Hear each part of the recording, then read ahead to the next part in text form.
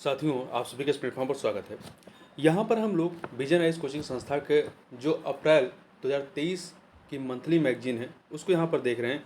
और इस मैगजीन को हम लोग इस हिसाब से देख रहे हैं कि यह आपके आगामी यूपी पीसीएस की जो मुख्य परीक्षा 2023 की मुख्य परीक्षा होगी और यूपीएससी 2023 की मुख्य परीक्षा होगी, उसके लिए ये काफ़ी आपके लिए महत्वपूर्ण साबित हो, मतलब मुख्य परीक्षा के लिए महत्वपूर्ण साबित हो। और साथ ही साथ आपकी जो आगामी परीक्षाएं होंगी वनडे एग्जाम की, उनके लिए भी ये महत्वपूर्ण साबित हो। तो हमारा मेन फोकस मुख्य परीक्षा को लेकर के है। हम उन्हीं कंटेंट को डिस्कस करेंगे जो आपकी मुख्य परीक्षा के लिए महत्वपूर्ण है।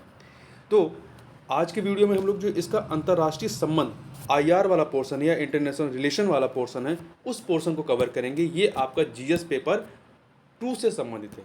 जीएस पेपर 2 में आपका आईआर आता है। तो चलिए सबसे पहले हम लोग भारत भूटान के बारे में बात करें। तो ये चर्चा में इसलिए रहा क्योंकि हाल ही में भूटान के नरेश ने भारत की यात्रा की थी और इस यात्रा का उद्देश्य दोनों पक्षों के बीच द्विपक्षीय संबंधों को मजबूत करना था। अब हम लोग भारत भूटान संबंध को थोड़ा सा समझ लेते हैं। पहले हम लोग भूटान को समझ लें कि भूटान की अवस्थित किस प्रकार से है। तो यह एक स्थल रुद्ध देश है। यदि आप मैप में देखेंगे तो भूटान जो है एक स्थल रुद्ध देश है जो पूर्वी हिमालय में भारत, इधर भारत और इधर चाइना है, चाइना के बीच अवस्थित है। एक प्रकार से भारत के लिए बफर स्टेट का कार्य करता है। यह 4 भारतीय राज्यों के साथ 699 किलोमीटर की खुली सीमा साझा करता है। ये 4 राज्य कौन से हैं? तो ये आपका सिक्किम है, पश्चिम बंगाल है, असम है और अरुणाचल प्रदेश है। भूटान जो है वंशानुगत राजशाही से मार्च 2008 में द्विदलीय संसदीय लोकतंत्र वाला देश बन गया है।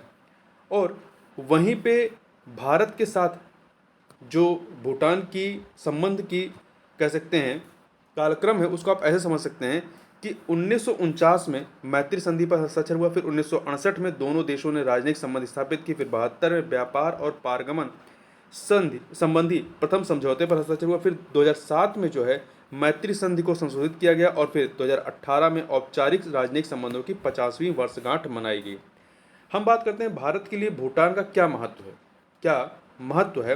तो पहला देखिए, भू रणनीतिक महत्व। भारत और चीन के बीच भूटान की रणनीतिक अवस्थिति इसे भारत की राष्ट्रीय सुरक्षा के लिए महत्वपूर्ण बनाती है। दूसरा है आर्थिक महत्व। भूटान के पास प्रचुर मात्रा में जल विद्युत संसाधन उपलब्ध हैं। इसका उपयोग भारत अपनी ऊर्जा संबंधी आवश्यकताओं को पूरा करने के लिए कर सकता है। तीसरा है पर्यावरण सहयोग।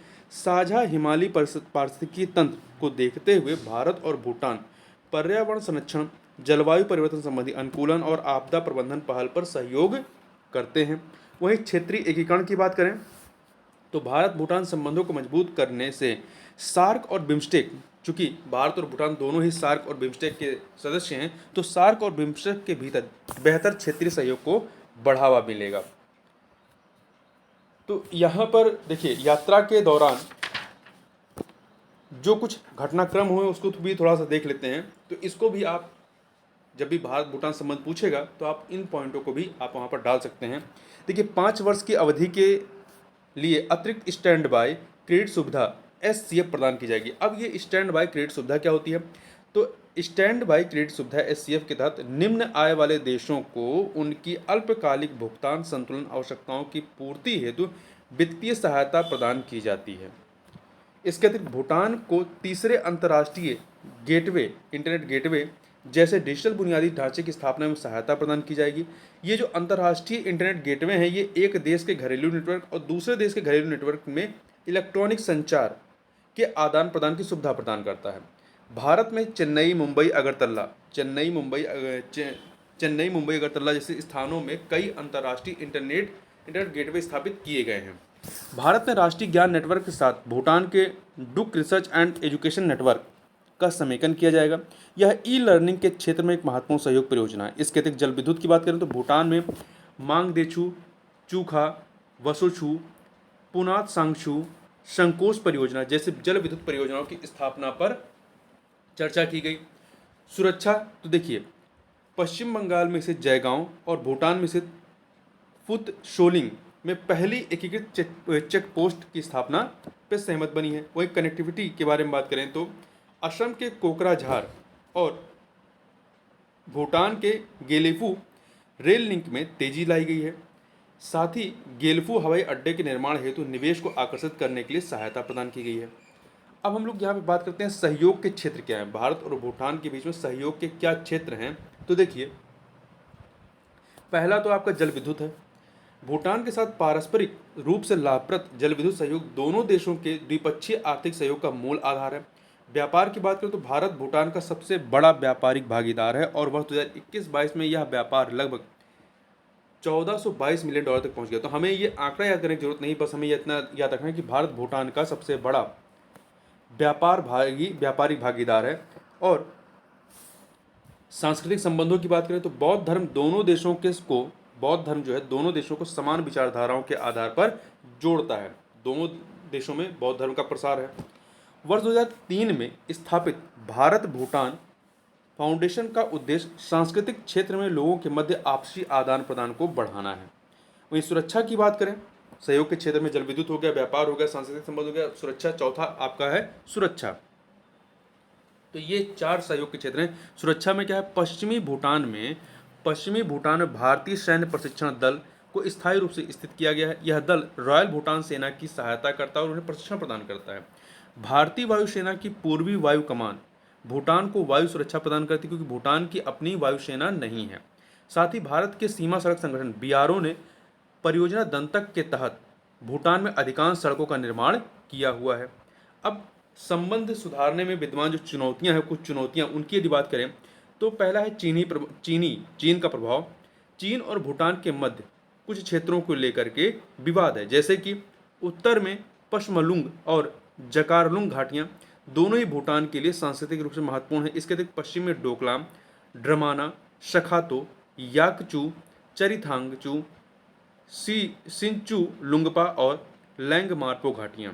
भारत डोकलाम पर भूटान के दावे का समर्थन करता है, क्योंकि यह भारत की सुरक्षा के लिए सामरिक रूप से महत्वपूर्ण है। चीन का इस क्षेत्र पर प्रभुत्व सिलीगुड़ी कॉरिडोर को खतरे में डाल सकता है। सिलीगुड़ी कॉरिडोर चिकन नेक के माध्यम से भारतीय मुख्य भूमि को उसके पूर्वोत्तर राज्यों से जोड़ता है। अगला जो सेक्शन है चुनौती वाला, वो है जल विद्युत व्यापार संबंधित मुद्दे। विद्युत खरीद नीति में भारत द्वारा किए गए बदलाव, भूटान को नेशनल पावर ग्रिड में शामिल करने से इनकार करना आदि ने आपसी संबंध में कटुता पैदा की तथा विद्रोही संगठनों के ठिकाने के रूप में देखिए United Liberation Front of Assam और National Democratic Front of Bodoland जैसे विद्रोही संगठन जो हैं वो दक्षिणी भूटान के घने जंगलों में अपने ठिकाने के रूप में इस्तेमाल करते हैं, घने जंगलों को, और भारत के विरुद्ध कार्य करते हैं। तो इनके खिलाफ जो है कार्रवाई की थी भूटान ने ऑपरेशन ऑल क्लियर नाम से 2003-04 में। भूटान द्वारा इन विद्रोही संगठनों के खिलाफ की गई पहली कार्रवाई थी। BBIN पहल, इस क्षेत्र में कनेक्टिविटी में सुधार हेतु भारत द्वारा प्रस्तावित BBIN बांग्लादेश भूटान भारत नेपाल मोटर वाहन समझौता पर्यावरण संबंधी चिंताओं के कारण भूटान द्वारा रोक दिया गया है। इससे भूटान अलग हो गया है, ये भी एक चुनौती है। दूसरा, व्यापार तक पहुँच कर देखिए भूटान अपनी पहुँच को बांग्लादेश तक बढ़ाकर अपने बाजार में विविधता ला रहा है। साथ ही इन दोनों देशों ने 2021 में एक तरहेजी व्यापार समझौते पर हस्ताक्षर भी किए हैं। तो ये भी एक चिंता का मतलब कैसे चुनौतीपूर्ण भारत के लिए है कि कैसे इन संबंधों में वो समन्वय बनाए। अब आगे वे फॉरवर्ड क्या है, क्या हो सकता है आगे। देखिए त्रिपक्षीय वार्ता शुरू करना चाहिए। भारत चीन और भूटान के बीच त्रिपक्षीय संवाद से अनिश्चितताओं को कम किया जा सकता है, क्योंकि इसके बिना शांति और संघर्ष जैसे डोकलाम में हुआ से जुड़े प्रश्न को हल नहीं किया जा सकता है। दूसरा, आर्थिक संबंधों में विविधता लाना। अभी के लिए भूटान और भारत के आर्थिक संबंधों में जल विद्युत परियोजनाओं का ही प्रभुत्व बना हुआ है, तो हमें इसको जो है अन्य सेक्टर में भी बढ़ावा देना चाहिए। दोनों देशों के बीच फिनटेक, स्पेस टेक और बायोटेक जैसे क्षेत्रों में सहयोग को बढ़ावा देने से एक मजबूत साझेदारी निर्मित हो सकती है। लोगों के मध्य संबंधों में सुधार। देखिए सॉफ्ट पावर डिप्लोमेसी को बौद्ध धर्म और दोनों देशों के बीच अधिक पर्यटकों के आवागमन को प्रोत्साहित करके प्रेरित किया जा सकता है। सुरक्षा उपायों की बात करें तो देखिए आपराधिक मामलों में सूचना को रियल टाइम में साझा करने हेतु दोनों देशों के बीच संपर्क बिंदुओं तंत्रों की स्थापना की जानी चाहिए, तो जिससे इधर से जो अपराधी या जो समूह उधर भाग जाते हैं उनके बारे में सूचना मिल सकेगी। दूसरा, सीमा चौकियों पर तैनात कानून प्रवर्तन कर्मियों की क्षमता के निर्माण और कौशल विकास के प्रयास करने चाहिए। तीसरा, भारत भूटान सीमा के लिए देश प्रत्यावर्तन हेतु एक मानक संचालन प्रक्रिया का विकास किया जाना चाहिए। अब हम लोग बात करते हैं भारत और लैटिन अमेरिका के बारे में। तो ये चर्चा में इसलिए रहा है क्योंकि भारतीय विदेश मंत्री एस जयशंकर ने 4 लैटिन अमेरिकी देश कौन थे? पनामा, गुआना, कोलंबिया और डोमिनिक गणराज्य। गुआना कोलंबिया और डोमिनिक गणराज्य की यात्रा की। देखिए, एस जयशंकर इन देशों की द्विपक्षीय यात्रा करने वाले पहले विदेश मंत्री रहे हैं। वे भारत और मध्य अमेरिकी एकीकरण प्रणाली की विदेश मंत्री स्तरीय बैठक में शामिल हुए थे और इसके साथ ही उन्होंने चौथी भारत कैरिकॉम मंत्री स्तरीय बैठक की अध्यक्षता भी की। कैरिकॉम का पूरा नाम है कैरेबियाई समुदाय एवं साझा बाजार कैरिकॉम, या इंग्लिश में कहें तो Caribbean community and common market. इस बैठक का महत्व क्या है? देखिए, चार देश हैं, इन चार देशों के साथ क्या क्या महत्व रहा है थोड़ा समझते हैं। गुआना के संदर्भ में, गुआना विश्व के सबसे बड़े तेल भंडार वाले देशों में से एक है। यह भारत के लिए अपने तेल स्रोतों में विविधता लाने हेतु महत्वपूर्ण है। गुआना के भीतर कनेक्टिविटी और गतिशीलता में सुधार करने के लिए भारत निर्मित नौका MV मॉलिशा को गुआना को सौंपा गया है। पनामा की बात करें तो वर्ष 2022 में पनामा के साथ $610 मिलियन का वार्षिक व्यापार हुआ था। इस प्रकार यह भारत का सबसे बड़ा मध्य अमेरिकी व्यापारिक भागीदार है और यहाँ भारतीय प्रवासियों की संख्या काफ़ी बड़ी संख्या मौजूद है। इसकी भौगोलिक अवस्थित भारत के लिए लैटिन अमेरिकी क्षेत्र में प्रवेश द्वार के रूप में कार्य करती है और यह एक समुद्री केंद्र के रूप में अपनी विशिष्ट लॉजिस्टिक क्षमताओं को प्रदर्शित करता है। कोलंबिया की बात करें तो इसके साथ 2023 से 26 के लिए सांस्कृतिक आदान प्रदान कार्यक्रम पर हस्ताक्षर किए गए हैं और यह भारत को कच्चे तेल, कोयले आदि की आपूर्ति करता है। वहीं डोमिनिक गणराज्य की बात करें, डोमिनिक गणराज्य में भारत के दूतावास का उद्घाटन किया गया है। भारत के ऑटोमोबाइल डीलरों जैसे कि बजाज, हीरो, रॉयल एनफील्ड आदि ने डोमिनिक गणराज्य में स्थानीय डीलरशिप स्थापित की है। हम यहाँ पे बात करते हैं कि भारत और लैटिन अमेरिकी संबंधों का महत्व क्या है, किन किन सेक्टर में इसके महत्व। देखिए, व्यापार संबंध में, भारतीय व्यवसायों के लिए निवेश के अवसर के रूप में, ठीक है। इसके अतिरिक्त खाद्य और ऊर्जा सुरक्षा के रूप में, रणनीतिक महत्व के रूप में, विकासात्मक सहयोग के रूप में, दक्षिण सहयोग के रूप में और लोगों के मध्य संबंध के रूप में, ठीक है। तो इन सेक्शन में हम लोग इनके संबंधों को देख लेते हैं, महत्व को। तो पहला है व्यापार संबंध। देखिए, भारत और लैटिन अमेरिकी देशों के बीच वर्ष 2022 तक व्यापार $50 बिलियन के सर्वकालिक उच्चतम स्तर पर पहुंच गया था। यदि समस्त लैटिन अमेरिका एक देश होता तो वर्ष 2022-23 में भारत का 5वां सबसे बड़ा व्यापारिक भागीदार यह होता। देखिए, रूस यूक्रेन युद्ध के कारण लैटिन अमेरिका से भारत के खाद्य तेल आयात में वृद्धि हुई है। ध्यातव्य है कि यूक्रेन भारत को सूरजमुखी तेल का सबसे बड़ा आपूर्तिकर्ता रहा है, यूक्रेन जो है। अब चूंकि रूस और यूक्रेन का युद्ध चल रहा है तो इससे ये प्रभावित हुआ। भारतीय व्यवसायों के लिए निवेश के अवसर के रूप में देखें तो देखिए, भारतीय व्यवसायों के लिए लैटिन अमेरिका तथाकथित गोल्डीलॉक्स जोन में स्थित है। गोल्डीलॉक्स क्या होता है? गोल्डीलॉक्स जोन व्यापार की दृष्टि से एक आकर्षक स्थल है, ठीक है। भारतीय IIT कंपनी इस क्षेत्र में 40,000 से अधिक लोगों को रोजगार प्रदान करती है जो स्थानीय लोग हैं और इस क्षेत्र में भारत का कुल निवेश $16 बिलियन आंका गया है।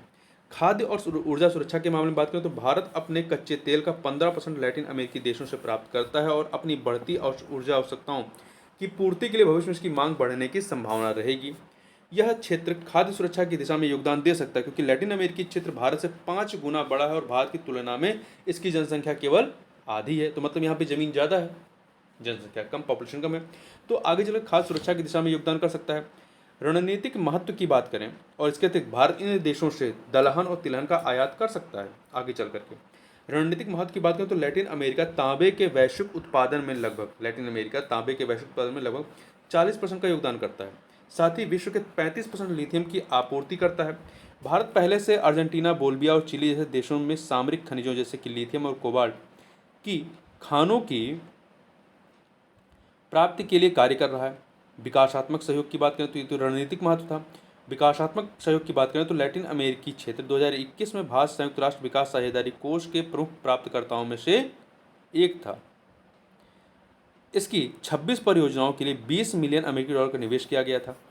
भारत लैटिन अमेरिका के सशर्त नगद अंतरण कंडीशनल कैश ट्रांसफर के अनुभव से सीख सकता है। क्यों ऐसा? इसलिए क्योंकि यह क्षेत्र विश्व स्तर पर सशर्त नगद अंतरण में अग्रणी है और इसके पास इस तरह के कार्यक्रमों को कार्यान्वित करने का 3 दशकों से अधिक पुराना अनुभव है, दक्षिण सहयोग की बात करें तो भारत ने पहला वॉयस ऑफ ग्लोबल साउथ सम्मेलन आयोजित किया था। इसमें 29 लैटिन अमेरिकी और कैरेबियाई देश सम्मिलित हुए थे। भारत जो है ब्रिक्स, इप्सा जैसे मंचों पर ब्राज़ील के साथ सहयोग कर रहा है। इन मंचों ने विकासशील देशों के लिए एक वैकल्पिक मंच प्रदान किया है। लोगों के मत संबंधों की बात करें तो भारतीय दर्शन, योग और गांधी की शिक्षाओं ने इस क्षेत्र में अनेक लैटिन निवासियों, स्थानीय लोगों के मन में अमिट छाप छोड़ी है। अनेक लैटिन अमेरिकी रविन्द्रनाथ टैगोर से भली बात परिचित रहे हैं। उन्होंने 1924 में अर्जेंटीना में 2 महीने बिताए थे। संबंधों में चुनौतियों की बात कर लेते हैं कि चुनौतियां क्या हैं। तो देखिए, इस क्षेत्र को मतलब लैटिन अमेरिकी क्षेत्र को समग्र रूप से शामिल करने हेतु एक तंत्र का अभाव है। भारत ने अभी तक संपूर्ण लैटिन अमेरिकी क्षेत्र के साथ व्यवहार के लिए एक मंच तैयार नहीं किया है। भारत के ब्राज़ील, मैक्सिको, चिली जैसे देशों से अच्छे संबंध हैं, लेकिन अन्य देश अभी भी पीछे हैं। एक कारक के रूप में भौतिक दूरी भी, चूंकि दोनों लैटिन अमेरिकी देश और भारत के बीच ये डिस्टेंस देखेंगे, फिजिकल डिस्टेंस देखेंगे तो काफ़ी अधिक है। तो भारत और लैटिन अमेरिका के बीच की दूरी को शायद दोनों पक्षों के मध्य सामाजिक अंतरक्रिया के क्षेत्र में सबसे बड़ी बाधा के रूप में महसूस किया गया। अतः दोनों पक्षों के मध्य सामाजिक अंतरक्रिया के अवसर बहुत कम ही रहे हैं।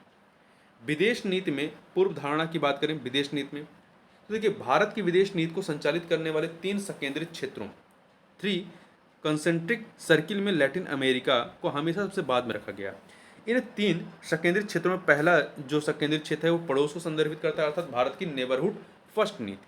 दूसरे में एक्सटेंडेड नेबरहुड, विस्तारित पड़ोस, विशेष रूप से एशिया को शामिल किया गया है। इसमें अमेरिका व रूस जैसे रणनीतिक साझेदार भी शामिल है। और तीसरे और अंतिम संकेंद्रित क्षेत्र में लैटिन अमेरिका से दुनिया के बाकी देश शामिल किए गए हैं। उदाहरण के लिए, अभी तक लैटिन अमेरिकी क्षेत्र को भारत के विदेश राज्य मंत्री द्वारा संचालित किया जाता रहा। तो ये ऐसी चीज़ें जो ये बता रही हैं कि विदेश नीति में हमारी कुछ पूर्व धारणाएं हैं, मतलब जिसमें हम लोग लैटिन अमेरिका को इस पर ज़्यादा फोकस नहीं करते रहे हैं अभी तक।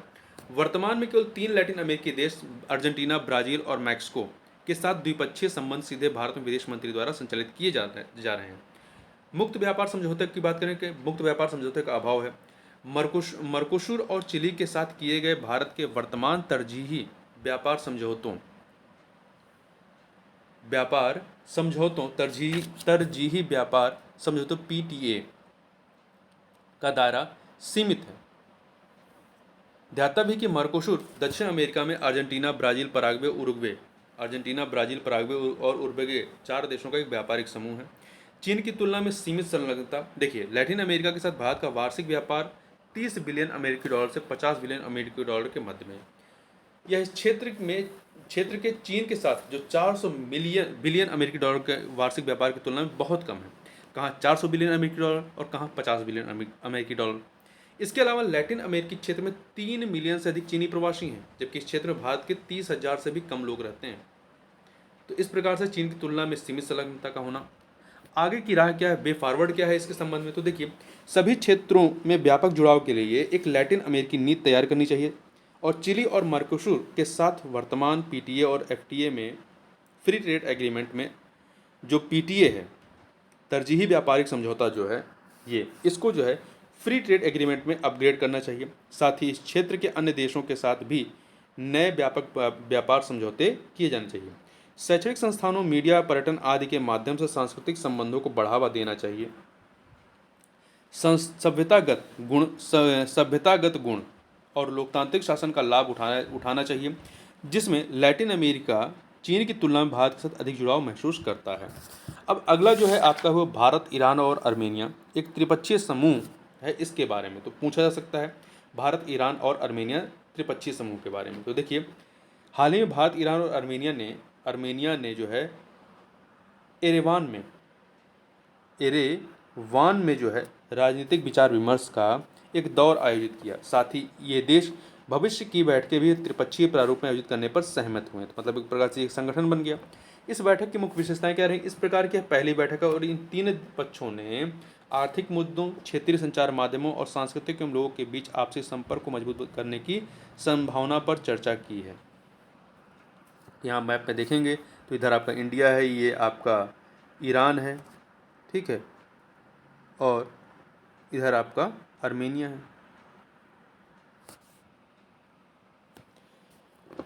तो देखिए इसके बारे में अन्य चीज़ों को, त्रिपक्षीय समूह का महत्व क्या है, त्रिपक्षीय समूह का महत्व क्या है। देखिए, पहला, कई सेक्शन में इसके महत्व हैं। तो पहला है अंतर्राष्ट्रीय उत्तर दक्षिण परिवहन गलियारे, INS टीसी को पुनर्जीवित करना। यूक्रेन में चल रहे संघर्ष के बाद बदलते भूराजनीतिक परिदृश्य ने अंतर्राष्ट्रीय उत्तर दक्षिण परिवहन गलियारे परियोजना में नवीन ऊर्जा का संचार करने का अवसर प्रदान किया है।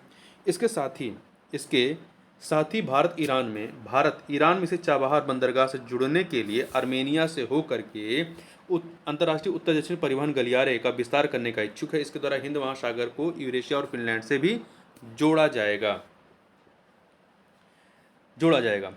पाकिस्तान अजरबैजान तुर्की, दूसरा जो पॉइंट है वो है पाकिस्तान अजरबैजान तुर्की त्रिपक्षीय समूह के प्रतिसंतुलन के रूप में इसको देखा जाना चाहिए भारत, ईरान और आर्मेनिया को। देखिए 2021 की बाकू घोषणा में पाकिस्तान अजरबैजान तुर्की ने अपनी अपनी प्राथमिकताओं को रेखांकित करते हुए एक दूसरे के क्षेत्रीय अखंडता का समर्थन करने पर सहमत व्यक्त की थी।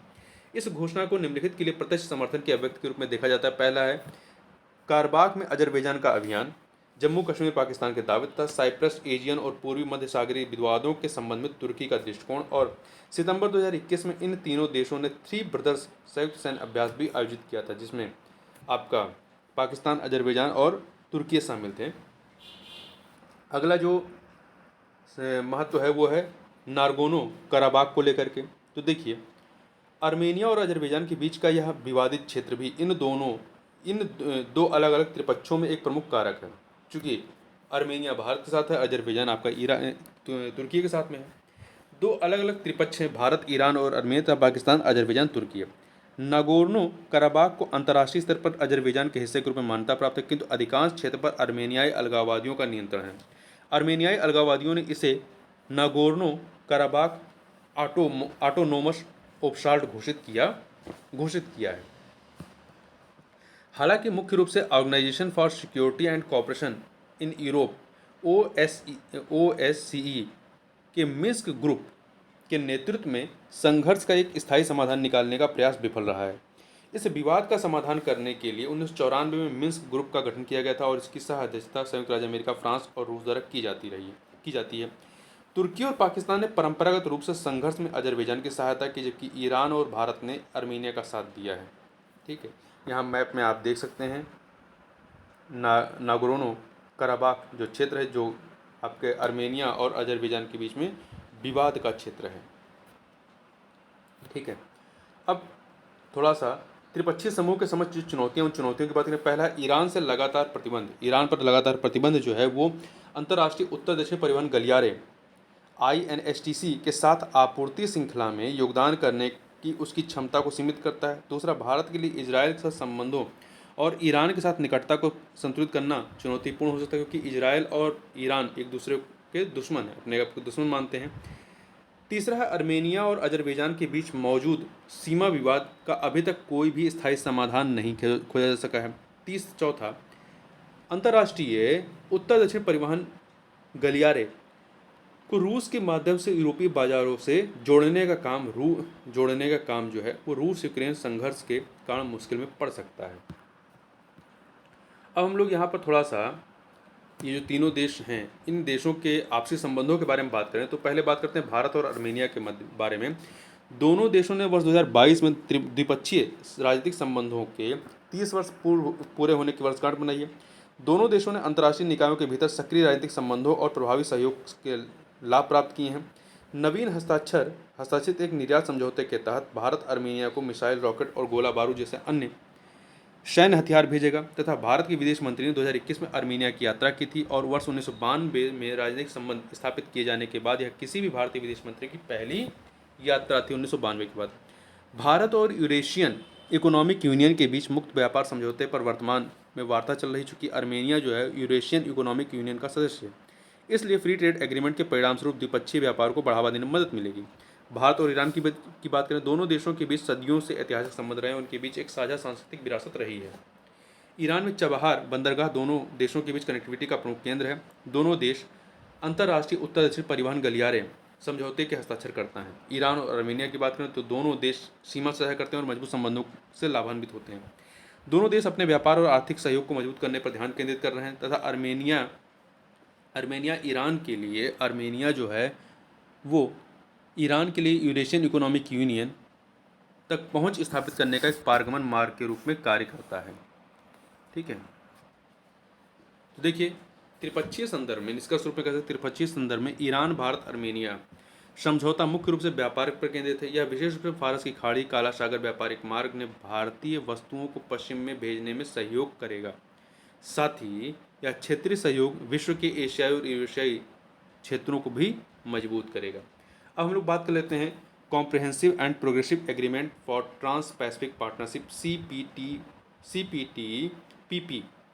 ये हमारे लिए इस दृष्टिकोण से महत्वपूर्ण, चूंकि इसमें भारत शामिल नहीं है, तो हमें ये पता होना चाहिए कि भारत इसमें क्यों नहीं शामिल हुआ, किन कारणों से शामिल नहीं हुआ और इसमें शामिल ना होने के भारत को नुकसान क्या हुए। देखिए, हाल ही में यूनाइटेड किंगडम जो है वो आपका CPTPP में शामिल होने के सहमत हो गए। इस प्रकार United Kingdom comprehensive and progressive agreement for trans Pacific partnership में शामिल होने वाला पहला नया सदस्य बन जाएगा। साथ ही यह CPTPP में शामिल होने वाला यूरोप का पहला देश भी होगा। अब थोड़ा सा पहले comprehensive and progressive agreement for trans Pacific partnership को समझ लेते हैं कि है क्या। इस पर मार्च 2018 में हस्ताक्षर किए गए थे और दिसंबर 2018 में इसको लागू किया गया था। 2017 में ट्रांस पैसिफिक पार्टनरशिप से संयुक्त राज्य अमेरिका के हटने के बाद CPTPP की स्थापना की गई।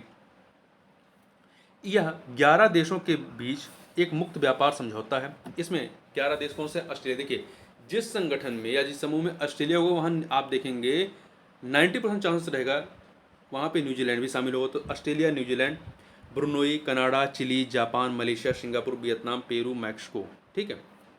और भारत इसका सदस्य नहीं है, इस बात को ध्यान रखिएगा। अब यही प्रश्न बनता है कि भारत जो है वो CPTPP का में शामिल क्यों नहीं हुआ? तो कई कारणों से शामिल नहीं हुआ। पहला है बौद्धिक संपदा अधिकारों पर सख्त मानक। देखिए, ये मानक औषधि कंपनियों के एकाधिकार में विस्तार कर सकते हैं, इससे भारत का औषध परितंत्र काफ़ी प्रभावित हो सकता है। दूसरा, CPTPP निवेशक राज्य विवाद निपटान तंत्र, यह निवेश परितंत्र के विनियमन में बाधा उत्पन्न करता है और भारत की आर्थिक संप्रभुता को दरकिनार करता है। साथ ही निवेशक राज्य विवाद निपटान मुक्त व्यापार समझौते में मौजूद एक तंत्र या एक निवेश संधि है जो विदेशी निवेशकों को निवेश संबंधी विवादों को हल करने के लिए एक अंतर्राष्ट्रीय अधिकरण तक पहुंचने का अधिकार प्रदान करती है। अगला पॉइंट है आपका अपेक्षित आर्थिक रियायतें। अपेक्षित, देखिए, भारत का मानना है कि CPTPP में शामिल होने के लिए अपेक्षित व्यापक आर्थिक रियायतें बहुत व्यापक हैं। भारतीय दृष्टिकोण से इसके लिए स्वीकृति देना कठिन होगा। वहीं अगला है औद्योगिकीकरण की संभावना। वस्तुओं तक बाजार की पहुंच से संबंधित CPTPP नियम भारत के विनिर्माण क्षेत्र के समक्ष गंभीर चुनौती पेश कर सकते हैं। इससे दीर्घकाल में औद्योगिक क्षेत्रों को हानि हो सकती है। इन वजहों से भारत इसमें शामिल नहीं हुआ। अब बात करते हैं CPTPP में शामिल न होकर भारत को किन लाभों से वंचित होना पड़ा है। पहला, प्रतिस्पर्धात्मकता। देखिए, भारत को प्रशुल्क में कमी का फायदा मिल सकता था, इससे भागीदार देशों में भारतीय निर्यात सस्ता हो जाता। दूसरा, नए ग्राहकों तक पहुंच। जापान, मलेशिया और चिली सहित हिंद प्रशांत क्षेत्रों के प्रमुख बाजारों में नई तरजीही पहुंच प्रेफरेंशियल एक्सेस संभव होती। तीसरा, बाजार की पारदर्शिता और स्थिरता। CPTPP भागीदार बाजारों में व्यापार करने के लिए भारतीय सेवा आपूर्तिकर्ताओं को बेहतर सुरक्षा, पूर्वानुमान और पारदर्शिता की पेशकश कर सकता था। इसके अतिरिक्त अगला पॉइंट है वैश्विक मूल्य श्रृंखला से बाहर रह जाना। CPTPP के तहत उत्पत्ति के नियम, रूल्स ऑफ ओरिजिन प्रशुल्क कटौती के साथ नए वैश्विक मूल्य श्रृंखला के निर्माण को प्रोत्साहित करते हैं और इस संगठन में शामिल न होने के कारण भारत के लिए अवसर न्यून हो गया है। आगे चलते हैं। अब हम लोग कुछ जो संक्षिप्त सुर्खियां हैं उनको थोड़ा सा देखते हैं। तो इसमें आपका आता है सबसे पहले आता है अंतर्राष्ट्रीय कृषि विकास कोष के बारे में। देखिए, IFAD और जापान ने निजी क्षेत्र तथा एवं लघु पैमाने के उत्पादकों के बीच संवर्धित संबंध ELPS पहल के शुभारंभ की घोषणा की है। इसका लक्ष्य क्या है? दुनिया भर में लघु पैमाने के उत्पादकों और स्थानीय खाद्य प्रणालियों को अधिक लचीला और संधारणीय बनाना है। इसमें निजी क्षेत्र की कंपनियों के साथ इनकी बेहतर संबद्धता पर भी ध्यान दिया जाएगा। हम लोग यहाँ पे बात करते हैं अब अंतर्राष्ट्रीय कृषि विकास कोष के बारे में। यह है क्या? तो देखिए, इसका मुख्यालय कहाँ पे है? इटली के रोम में है। इसकी स्थापना 1977 में की गई थी। इसे एक अंतर्राष्ट्रीय वित्तीय संस्थान और संयुक्त राष्ट्र की एक विशिष्ट एजेंसी के रूप में स्थापित किया गया था। इसका उद्देश्य ग्रामीण अर्थव्यवस्था और खाद्य प्रणालियों को समावेशी, उत्पादक, लचीला तथा संधारणीय बनाकर उन्हें रूपांतरित करना। तीसरा सदस्य, इसके 177 सदस्य हैं। इसकी सदस्यता ऐसे किसी भी देश के लिए खुली है जो संयुक्त राष्ट्र इसकी किसी भी विशेष एजेंसी या अंतर्राष्ट्रीय परमाणु ऊर्जा एजेंसी का सदस्य है, और भारत इसका सदस्य है। लगभग 100 सदस्य स्वैच्छिक रूप से वित्तीय योगदान देकर इस कोष में सहायता प्रदान करते हैं। IFAD अंतर्राष्ट्रीय कृषि विकास कोष की अध्यक्षता 4 वर्ष के कार्यकाल के लिए चयनित अध्यक्ष द्वारा की जाती है। इसके मुख्य शासकीय निकायों में इसकी एक शासकीय निकाय है। इसमें IFAD के सभी सदस्य प्रतिनिधित्व करते हैं। इसकी बैठक प्रत्येक वर्ष होती है। वहीं इसका एक कार्यकारी बोर्ड भी है जिसकी बैठक वर्ष में 3 बार होती है। भागीदार एजेंसियां क्या हैं? तो IFAD व्यवस्थित रूप से संयुक्त राष्ट्र एजेंसियों जैसे कि खाद्य और कृषि संगठन तथा विश्व खाद्य कार्यक्रम के साथ भागीदारी करता है। ये भागीदार एजेंसियां विश्व खाद्य सुरक्षा समिति को वित्तीय और तकनीकी सहायता प्रदान करती हैं। यह जो आपका विश्व खाद्य सुरक्षा समिति है CFS, इसको 1974 में स्थापित किया गया था। यह सभी के लिए खाद्य सुरक्षा और पोषण सुनिश्चित करने पर ध्यान देता है। भारत और IFAD की बात करें, अंतर्राष्ट्रीय कृषि विकास कोष की, तो भारत को ग्रामीण विकास, जनजातीय विकास, महिला सशक्तिकरण और सूक्ष्म वित्त संबंधी परियोजनाओं के लिए IFAD से फंड प्राप्त हुआ है, और वर्ष 1979 से इसने 27 से अधिक परियोजनाओं का वित्त पोषण किया है। भारत ने IFAD के संसाधनों में भी योगदान किया है। आगे बात करते हैं उत्तरी अटलांटिक संधि संगठन नाटो के बारे में। चूंकि नाटो इस समय काफ़ी चर्चा में रहा है, तो नाटो के बारे में देखिए। फिनलैंड नाटो में शामिल होने वाला 31वां देश बन गया है। फिनलैंड कभी सोवियत संघ के साथ एक मैत्री समझौते के तहत एक तटस्थ देश के रूप में हुआ करता था। सोवियत संघ के पतन के बाद वह नाटो के करीब होता चला गया था। संगठन के सदस्य के रूप में फिनलैंड नाटो की सामूहिक सुरक्षा, कलेक्टिव डिफेंस का हिस्सा है। इस रूप में उसे उत्तर अटलांटिक संधि के अनुच्छेद 5 में निहित सुरक्षा की गारंटी प्राप्त होती है। क्या गारंटी है? कि सामूहिक सुरक्षा से तात्पर्य एक सदस्य देश के विरुद्ध आक्रमण सभी सदस्य देशों के विरुद्ध आक्रमण माना जाएगा।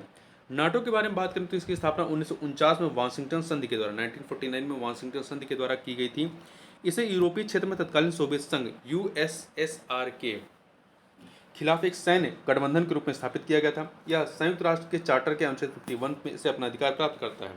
नाटो का महत्व क्या है? यह लोकतांत्रिक मूल्यों को बढ़ावा देता है और सदस्य देशों के बीच सहयोग को प्रोत्साहित करता है।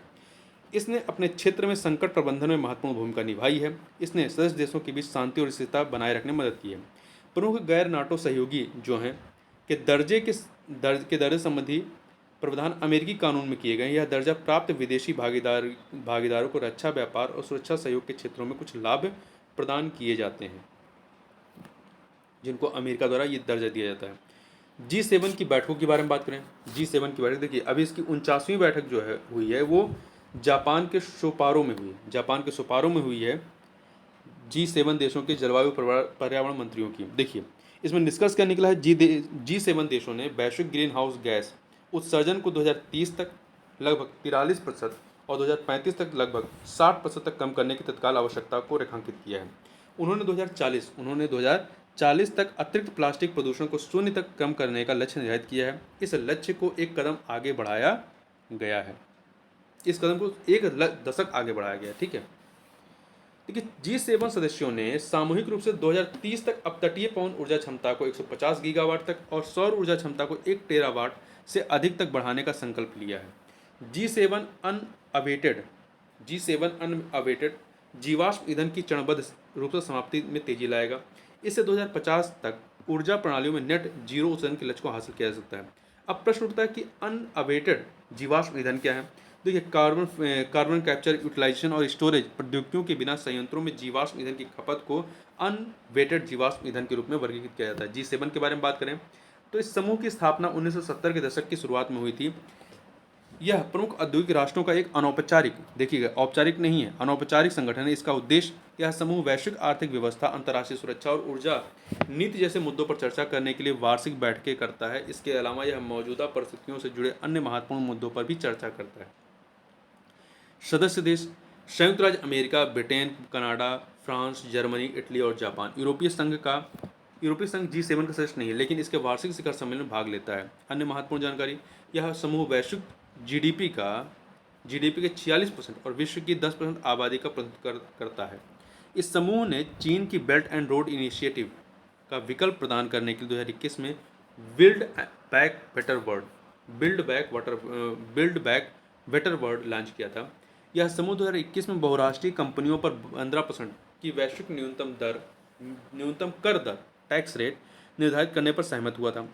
1998 से 2014 तक रूस भी समूह का सदस्य था, लेकिन इसे G8 में हटा दिया गया जब इसने यूक्रेन के हिस्सों पर हमला किया और उस पर कब्जा किया। अब बात करते हैं संयुक्त राष्ट्र सांख्यिकी आयोग के बारे में, यूनाइटेड नेशन स्टैटिस्टिकल कमीशन। देखिए, चर्चा में इसलिए रहा है क्योंकि भारत को 4 साल की अवधि के लिए संयुक्त राष्ट्र सांख्यिकी आयोग का सदस्य चुना गया है। भारत का कार्यकाल 1 जनवरी 2024 से शुरू होगा। ठीक है, 1 जनवरी 2024 से।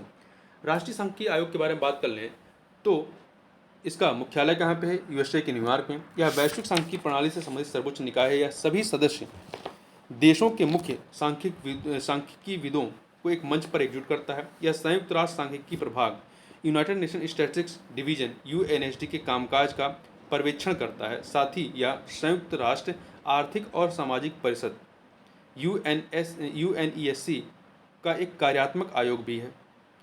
1947 में इसको स्थापित किया गया। मुख्यालय इसका न्यूयॉर्क में है।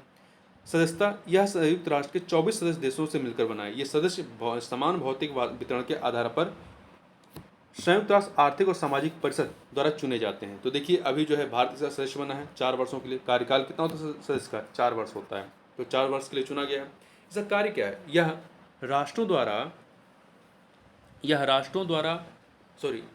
राष्ट्रीय और अंतर्राष्ट्रीय स्रोतों से एकीकृत डेटा पर आधारित अंतर्राष्ट्रीय व्यापार, राष्ट्रीय लेखा, सामाजिक सांख्यिकी आदि के लिए एक वैश्विक केंद्र की सुविधा प्रदान करता है। यह राष्ट्रीय एजेंसियों द्वारा उपयोग की जाने वाली पद्धतियों, वर्गीकरण और परिभाषाओं के अंतर्राष्ट्रीय मानकों को बढ़ावा देता है। यह सदस्य देशों के अनुरोध पर परामर्श और प्रशिक्षण देकर सांख्यिकी सेवाओं में सुधार करने में सहायता प्रदान करता है। अब बात कर लेते हैं उत्तरी सागर शिखर सम्मेलन के बारे में। तो देखिए, चूंकि इसमें भारत पार्टिसिपेट नहीं किया, भारत इसका सदस्य नहीं है, हमें कुछ आंकड़ों को याद रखना है, ठीक है, जो आपकी परीक्षा में लिखने में काफ़ी काम आएगा। देखिए, यूरोपीय देशों ने बेल्जियम के ओस्टलैंड में आयोजित दूसरे उत्तरी सागर शिखर सम्मेलन में पार्टिसिपेट किया। उत्तरी सागर सम्मेलन का उद्देश्य 2050 तक उत्तरी सागर को यूरोप का सबसे बड़ा ऊर्जा केंद्र बनाना है। इसके लिए उत्तरी सागर की अपतटीय पवन ऊर्जा क्षमता को 2030 तक 120 गीगावाट और 2050 तक 300 गीगावाट तक बढ़ाया जाएगा। इस दूसरे शिखर सम्मेलन में यूरोपीय संघ के 7 सदस्य देशों तथा 2 गैर यूरोपीय देश नॉर्वे और यूनाइटेड किंगडम ने भाग लिया था। वर्ष 2022 में डेनमार्क में आयोजित विश्व पहले शिखर सम्मेलन के अंत में बेल्जियम, डेनमार्क, जर्मनी और नीदरलैंड ने एशबीयर्ग घोषणा पत्र हस्ताक्षर किया था। तो एशीबर्ग घोषणा पत्र क्या है, तो ध्यान रखिएगा। एशीबर्ग घोषणा पत्र का उद्देश्य उत्तरी सागर को यूरोप के ग्रीन पावर प्लांट के रूप में विकसित करना है। यह एक अपतटीय नवीकरणीय ऊर्जा प्रणाली पर आधारित है। घोषणा पत्र में 2030 तक 150 गीगावाट की अपतट पवन ऊर्जा क्षमता और 20 गीगावाट हरित हाइड्रोजन उत्पादन क्षमता का लक्ष्य निर्धारित किया गया है।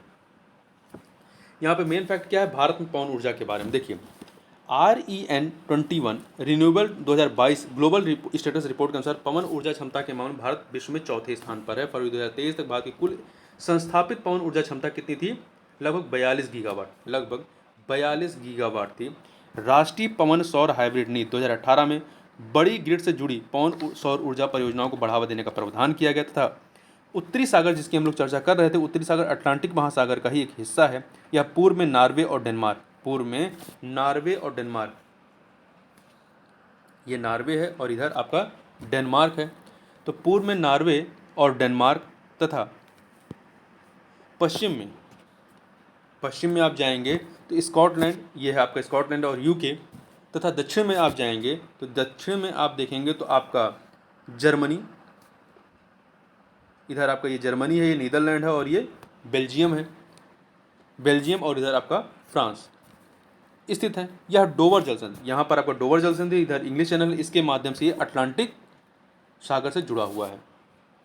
आगे चलते हैं, चबहार बंदरगाह के बारे में बात करें। चबहार बंदरगाह, तो चबहार बंदरगाह पर भारत मध्य एशिया संयुक्त कार्य समूह की पहली बैठक मुंबई में संपन्न हुई। चबहार बंदरगाह ओमान की खाड़ी पर दक्षिण पूर्वी ईरान के सिस्तान बलूचिस्तान प्रांत में स्थित है। वर्ष 2016 में भारत ने चबहार में शहीद बेहस्ती टर्मिनल विकसित करने के लिए ईरान और अफगानिस्तान के साथ एक त्रिपक्षीय समझौते पर हस्ताक्षर किए थे। इसे एक महत्वपूर्ण प्रदेश द्वार माना जाता है, चबहार बंदरगाह को। यह भारत को पाकिस्तान को दरकिनार करते हुए अफगानिस्तान और अंततः मध्य एशिया तक पहुंचने में सक्षम बनाएगा, क्योंकि अभी हमें पाकिस्तान से मदद लेनी पड़ती है। चबहार की होरमुज जल डमरू मध्य, चबहार की होरमुज, यहाँ पर जो है होरमुज जल डमरू मध्य और हिंद महासागर के निकट सामरिक अवस्थिति है। आगे चलते हैं तो यहाँ पर गुड फ्राइडे एग्रीमेंट जो है ये हमारे लिए बहुत ज़्यादा मतलब इसमें चूंकि भारत शामिल नहीं है, फिर भी आप करंट के हिसाब से देख सकते हैं कि गुड फ्राइडे एग्रीमेंट है क्या। तो अमेरिकी राष्ट्रपति ने गुड फ्राइडे एग्रीमेंट की 25वीं वर्षगांठ मनाने के लिए उत्तरी आयरलैंड की यात्रा की। गुड फ्राइडे एग्रीमेंट पर 1998 में उत्तरी आयरलैंड के गुटों और ब्रिटेन एवं आयरलैंड के सरकारों ने हस्ताक्षर किए थे। यह समझौता द ट्रबल के नाम से कुख्यात 30 साल तक जारी रही हिंसा को समाप्त करने के लिए किया गया था। उत्तरी आयरलैंड का गठन जो है वो 1921 में आयरलैंड का विभाजन करके किया गया था। आयरलैंड ग्रेट ब्रिटेन से स्वतंत्र होकर अलग देश बन गया था। वहीं उत्तरी आयरलैंड अलग हो गया, वहीं उत्तरी आयरलैंड यूनाइटेड किंगडम के साथ रह गया। इसके परिणामस्वरूप उन लोगों के बीच हिंसा हुई जो या तो यूनाइटेड किंगडम के साथ रहना चाहते थे, मतलब या तो यूनाइटेड किंगडम के साथ रहते या तो आयरलैंड में शामिल होना चाहते थे। ऑपरेशन कावेरी याद रखिएगा, भारत ने युद्धग्रस्त सूडान में फंसे अपने नागरिकों को वापस लाने के लिए ऑपरेशन कावेरी अप्रैल 2023 में शुरू की थी। तो इस प्रकार से इस वीडियो में बस इतना ही। मिलते हैं नेक्स्ट वीडियो में, तब तक के लिए बहुत बहुत धन्यवाद।